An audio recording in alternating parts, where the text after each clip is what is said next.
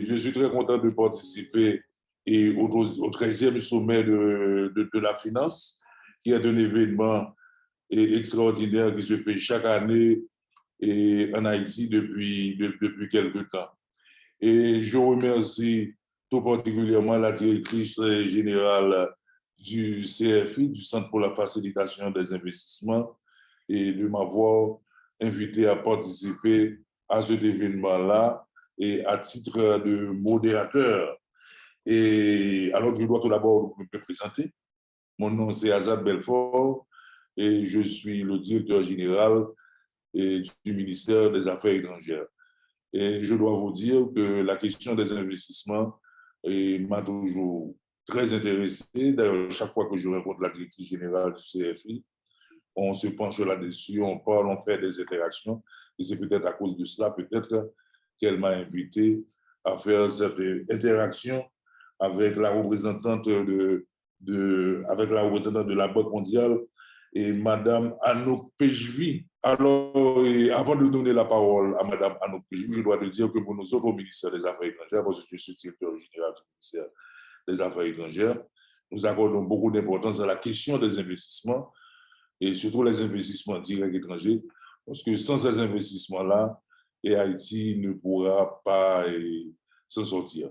Donc maintenant, nous allons droit au but. C'est une spécialiste en matière d'économie, en matière d'éco-développement, et je vais lui laisser le soin de se présenter elle-même avant de passer au vif du sujet, parce qu'elle aura à faire une présentation sur comment améliorer la compétitivité des parcs industriels en Haïti pour des stratégies favorisant la résilience industrielle. C'est tout un programme. Mais je vais laisser la parole à Mme Anouk Pejvi pour nous faire une brève petite présentation d'elle-même. Et puis ensuite, elle pourra entrer dans le sujet et après, on pourra interagir avec elle sur ce thème très intéressant. Merci beaucoup, Monsieur le directeur général, et bonjour à toutes et à tous. Je suis honorée de participer au Sommet international de la finance et je vous remercie de l'invitation. Je suis donc Anouk Pejvi, économiste au sein de la Banque mondiale. Et nous allons discuter dans cette session du concept de parc éco-industriel en relation avec les investissements directs étrangers dont Monsieur le directeur général vient de parler. Et nous allons explorer pourquoi ce concept de parc éco-industriel est pertinent pour Haïti. Nous allons d'abord avoir une courte présentation, et s'il y a un message à retenir de cette présentation, c'est que l'adoption de solutions vertes et durables par les parcs industriels peuvent booster la compétitivité industrielle en Haïti et donc potentiellement attirer plus d'investissements qui créeront de l'emploi. Donc, je vais procéder maintenant à la présentation.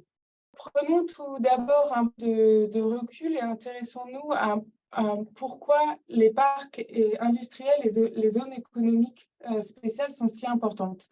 On le sait, c'est parce que celles-ci ont joué un rôle important dans la croissance économique de nombreux pays en développement, que ce soit au Bangladesh, au Brésil, en République de Corée, mais aussi en Haïti.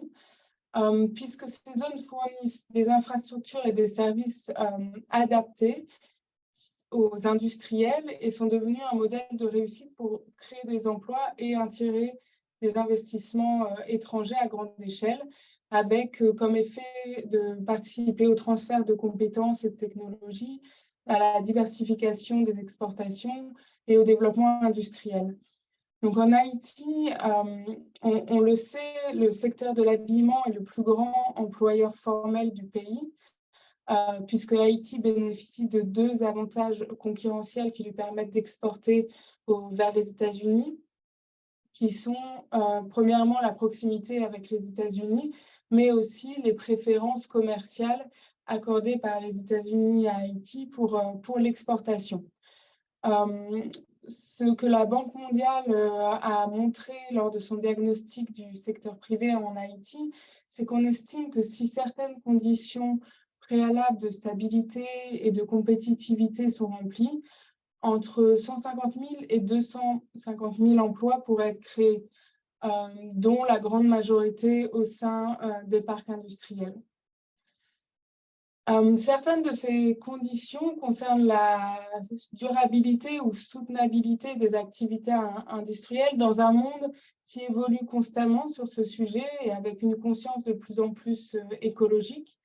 Donc, jusqu'à récemment, les pratiques commerciales durables étaient largement ignorées au niveau mondial ou négligées par la plupart des entreprises opérant dans les zones économiques.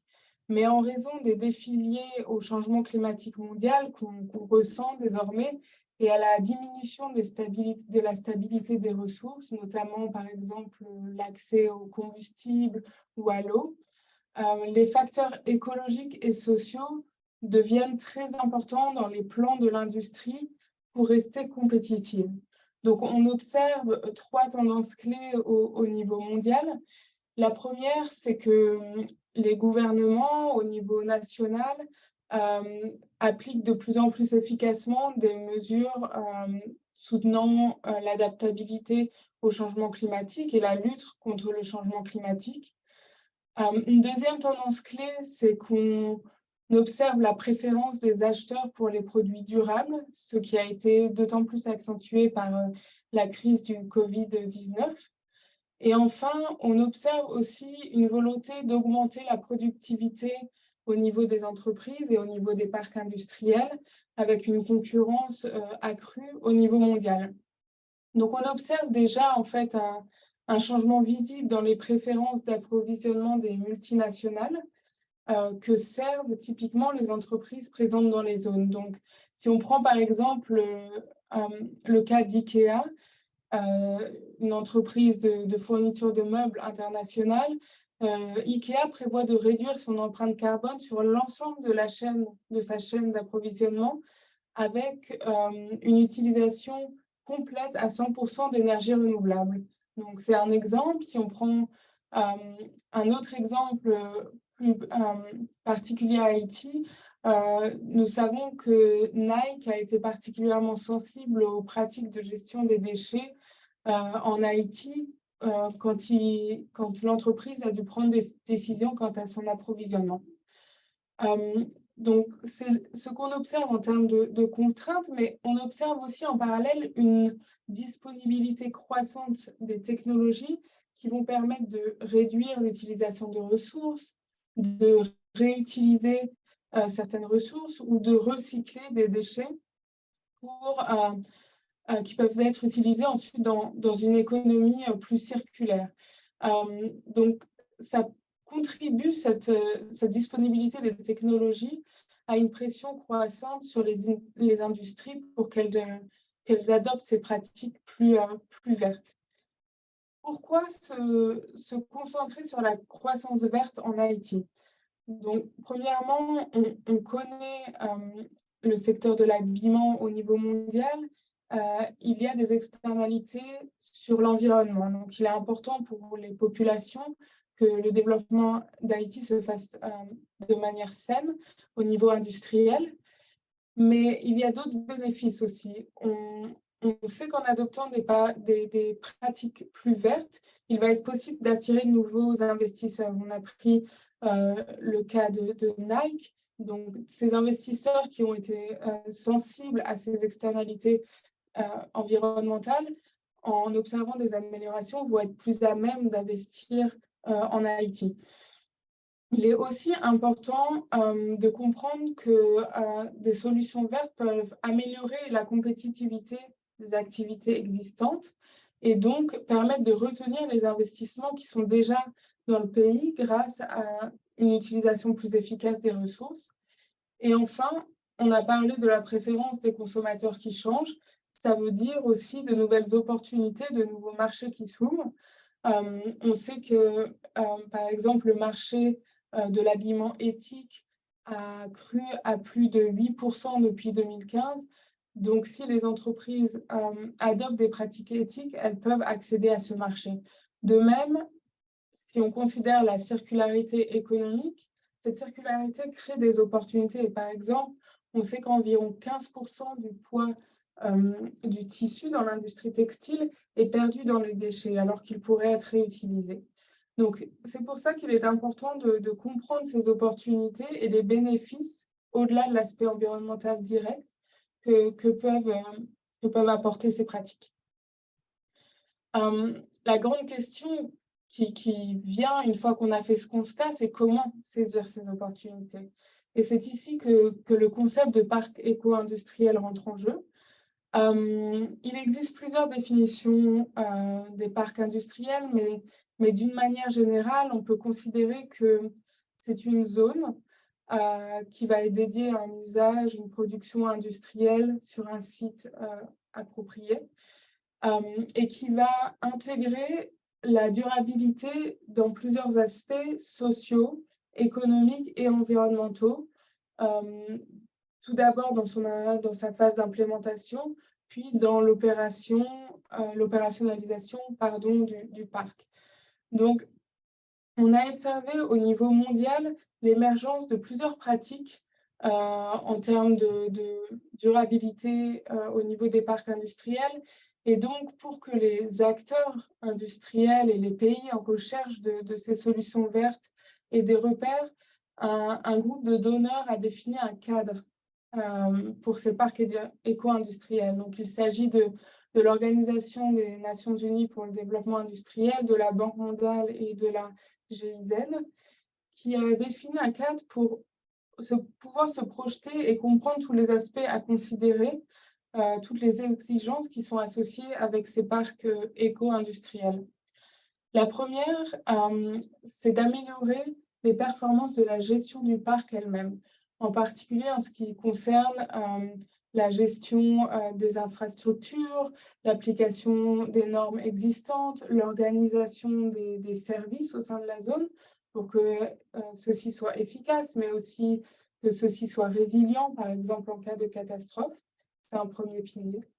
Un second pilier de ce cadre, c'est d'améliorer les performances environnementales. Donc, en réduisant, par exemple, l'empreinte carbone des parcs, en fournissant des moyens plus durables pour gérer l'eau, gérer les eaux usées, la gestion des déchets, des ressources. Donc, ici, il s'agit aussi d'aborder les questions liées au changement climatique. Un troisième pilier concerne la performance sociale.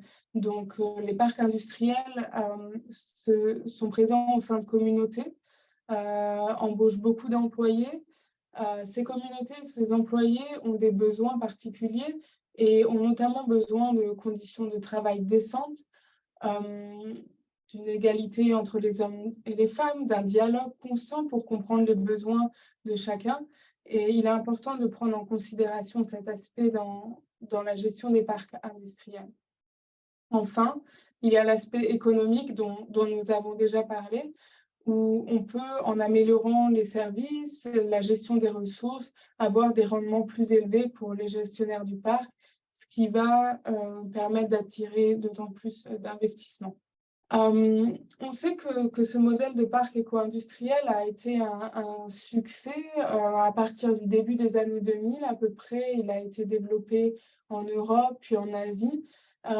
Et il s'agit maintenant de penser à comment adapter ce modèle à un pays comme Haïti pour pouvoir saisir les opportunités qui émergent et dont on a discuté. Et on voit la tendance des parcs éco-industriels se développer de plus en plus dans les pays en développement. Donc, par exemple, en 2000, 10% des parcs éco-industriels étaient dans des pays non membres de l'OCDE et cette part a atteint environ 30% aujourd'hui, avec plus de 200 parcs qui sont en cours de développement.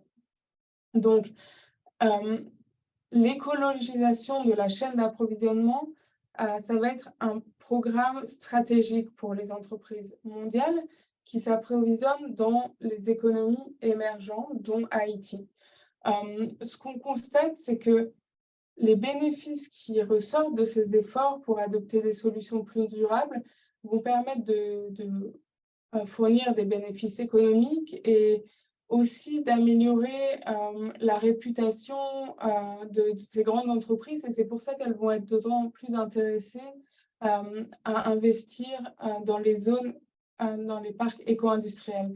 Et ce qu'on voit sur cette slide, c'est qu'il y a des aspects de durabilité qui vont être à même d'apporter plus de bénéfices. Donc, ce qu'on constate, c'est par exemple que la réduction de la pollution ou l'amélioration des conditions de travail ou de la concurrence vont avoir un impact plus important, notamment en termes d'accès au financement, mais aussi de réputation. Et j'aimerais enfin discuter de comment on peut déployer ces solutions à Haïti, ou en tout cas comment approcher cette question en Haïti. C'est ce qu'on essaie de faire ici à la Banque mondiale en collaboration avec le ministère du Commerce, de l'Industrie et avec le soutien financier et technique de la République de Corée. Donc, on s'apprête à lancer un programme d'activité qui vise à identifier des solutions écologiques et circulaires qui permettraient d'accroître la compétitivité des activités au sein des parcs en Haïti. Donc, cette première approche est vraiment de comprendre quelles sont les solutions faisables techniquement, mais aussi commercialement, qui vont permettre d'améliorer la durabilité et la compétitivité des parcs.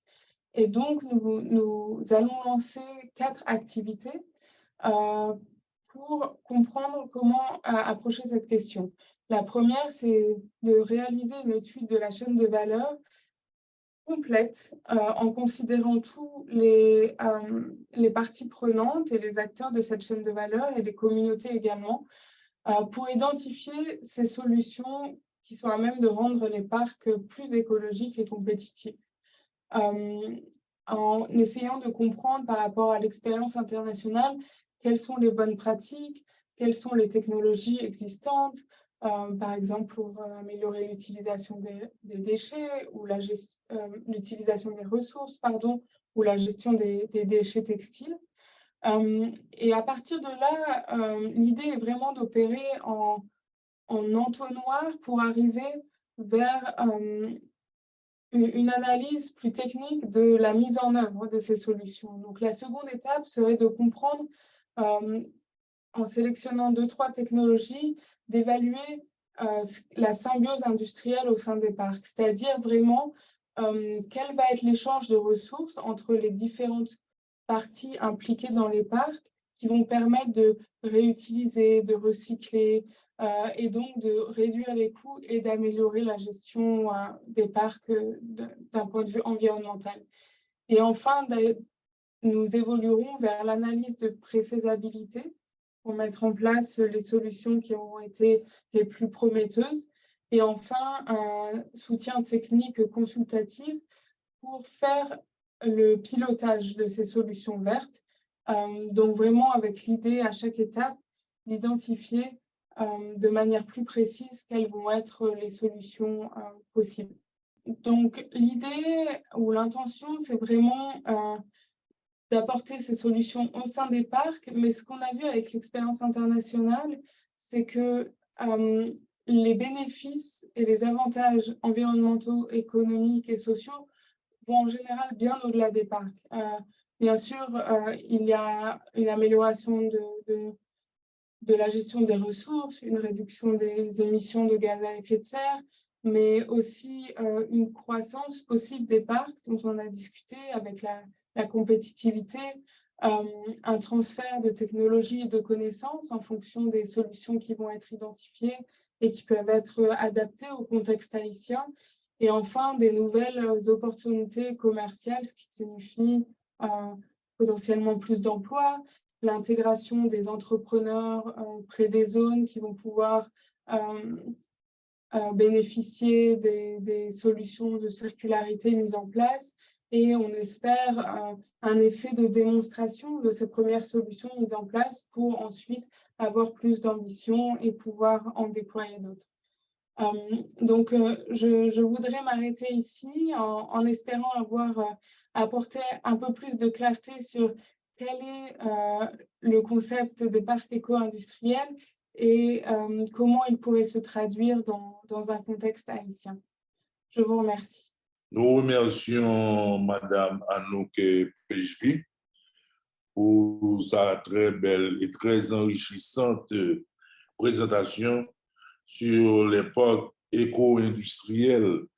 Et maintenant, nous allons passer, non, je ne vais pas dire à la partie débat, mais nous avons quelques questions à poser à Madame Pejvi, parce que quand même, elle a fait appel à un concept, c'est le concept de croissance verte, et dont on parle beaucoup à travers le monde, mais qui en Haïti, c'est un concept quand même assez nouveau, parce que nos économistes et nos commentateurs, nos journalistes économiques ne parlent pas beaucoup de croissance verte. Et c'est très important que dans le cadre de ce 13e sommet de la finance, que la Banque mondiale, à travers Madame Pejvi, puisse introduire ce concept, et on espère que les économistes en Haïti et surtout les journalistes économiques contribueront à populariser ce concept dans l'espace, dans l'écosystème haïtien. Et alors, je vais vous poser très rapidement quelques petites questions. Et je vais sur un point qui doit intéresser tout particulièrement le CFI et le secteur des investissements en Haïti. Et ça concerne le secteur de l'habillement. Parce que vous savez que le secteur textile contribue beaucoup à la croissance du PNB en Haïti, surtout en termes d'exportation. Maintenant, dans la perspective de cette croissance verte dont vous parlez, j'aimerais que vous puissiez nous donner plus de détails sur la manière dont certains pays qui opèrent dans le secteur de l'habillement sont parvenus à adopter des pratiques plus durables, ainsi que sur les contraintes auxquelles ils ont dû faire face dans la perspective de cette croissance verte et des solutions vertes et durables dont vous parlez. Bien sûr, je peux partager l'exemple du Bangladesh à ce sujet, qui est un pays leader dans la production et l'exportation de vêtements. Ce qu'on a vu au début des années 2010 au Bangladesh, c'est qu'il y a eu une initiative soutenue par plusieurs acheteurs internationaux et aussi plusieurs donneurs qui a identifié des pratiques pour réduire la consommation d'eau et d'énergie pour la production textile. Et c'est souvent ces ressources qui sont les plus coûteuses et qui vont affecter la compétitivité en fait, du secteur. Et ce que ces études ont montré, c'est que même si ces pratiques d'amélioration de l'efficacité de l'utilisation de ces ressources pouvaient économiser jusqu'à 300 000 millions de dollars par an, au niveau de l'industrie entière, elles ont été très peu adoptées. Donc, ce qui a été réalisé, c'est une étude pour comprendre quelles étaient les contraintes majeures. Bien sûr, il y en avait à plusieurs niveaux, mais ce qu'on a remarqué, c'est qu'une des contraintes majeures était le manque d'informations sur ces opportunités, sur l'existence des technologies, et aussi le manque de financement et d'accès aux technologies. Donc, à ce moment-là, plusieurs options en fait, s'offraient à l'industrie. Donc, par exemple, il y a eu de l'assistance technique pour partager l'information sur la mise en place des solutions. Aussi, ce qui était important, c'est de pouvoir se procurer des technologies à grande échelle. Donc, il y a eu une harmonisation des pratiques d'achat pour ces solutions par les acteurs du secteur. Et enfin, on a aussi vu des incitations financières ou en matière de régulation pour inciter à mettre en œuvre ces solutions. Donc, ce qu'on remarque et ce qui est particulièrement vrai pour le secteur du textile, c'est vraiment l'approche au niveau du système et de manière compréhensive qui est nécessaire pour l'adoption de ces technologies et qu'elles bénéficient aux différents acteurs de la chaîne de valeur. Les questions, ce sont des questions extrêmement importantes et extrêmement intéressantes, surtout pour le devenir d'Haïti. Là, il faudrait peut-être une grosse conférence autour de ce concept, autour de ce dont vous parlez. Mais comme ce n'est pas possible, je me cantonne seulement à quelques petites remarques, à quelques petites questions. Et la deuxième question que je vais vous poser, et qui va peut-être intéresser pour les téléspectateurs ou bien ceux qui assistent dans la salle. Et vous avez parlé, vous avez mentionné, vous avez dit que les mesures environnementales peuvent également stimuler la compétitivité industrielle. Est-ce que vous pouvez nous donner quelques exemples? Et au-delà de ces exemples, est-ce que vous pouvez nous dire aussi quelles sont les économies ou bien quelles sont les économies susceptibles, ou quelles sont les économies qui ont été réalisées dans d'autres pays qui ont mis en œuvre le cadre des parcs éco-industriels? Parce que ça va nous intéresser beaucoup en Haïti. Bien sûr, et c'est vrai qu'il faudrait toute une conférence à ce sujet pour apprendre en fait des nombreux exemples qu'on a, mais ce qu'on remarque en fait au niveau de la compétitivité et de la réduction des coûts que ces solutions peuvent amener, c'est que la compétitivité au niveau industriel est de plus en plus limitée par la volatilité des prix des ressources et leur rareté, donc notamment l'énergie et l'eau, comme je mentionnais auparavant. Et avec les impacts du changement climatique, on sait que l'énergie va être un des défis principaux en matière de coûts pour les industries et que le déclin de l'accès à l'eau des nappes phréatiques peut susciter des inquiétudes. Donc, il est très important de comprendre quelles vont être les approches possibles pour réduire en fait l'utilisation de ces ressources ou en tout cas de les utiliser de la manière le plus efficace possible. Donc, ce qu'on a vu, c'est que ces tendances mettent la pression sur les coûts et que les coûts de l'énergie va avoir l'impact le plus important souvent. C'est ce qui ressort par exemple d'une étude que Deloitte avait fait sur la compétitivité de l'industrie en Chine, qui a fini par adopter un modèle de système d'économie circulaire, en particulier pour l'écosystème industriel des produits plutôt sidérurgiques et métalliques. Et en fait, les solutions qui ont été importées ont permis d'atteindre des taux de réutilisation de l'eau à 97%, donc quasiment la totalité. Et de même pour le gaz et des produits plus particuliers, par exemple la poussière de fer, donc, qui était réutilisée de manière totale, ce qui signifie des économies énormes en fait en termes d'intrants. Un autre exemple dont on peut parler, c'est les solutions mises en œuvre par la République de Corée, qui est très avancée en la matière. Par exemple, l'entreprise Samsung Commerce and Industry avait mis en place un système de vente de sous-produits au sein du parc éco-industriel. Donc, ces sous-produits, ce sont typiquement des produits qui sont issus de sa production et qui auraient normalement fait partie du flux de déchets, en fait. Mais d'autres entreprises vont avoir besoin de ce produit en tant qu'intrant. Et donc, l'entreprise a pu revendre à ces autres firmes ce sous-produit. Donc, non seulement ça réduit les déchets et puis des nuisances qui étaient associées, par exemple, comme des odeurs, mais en plus, ça contribue à créer des recettes pour cette entreprise qui vend son sous-produit comme un produit.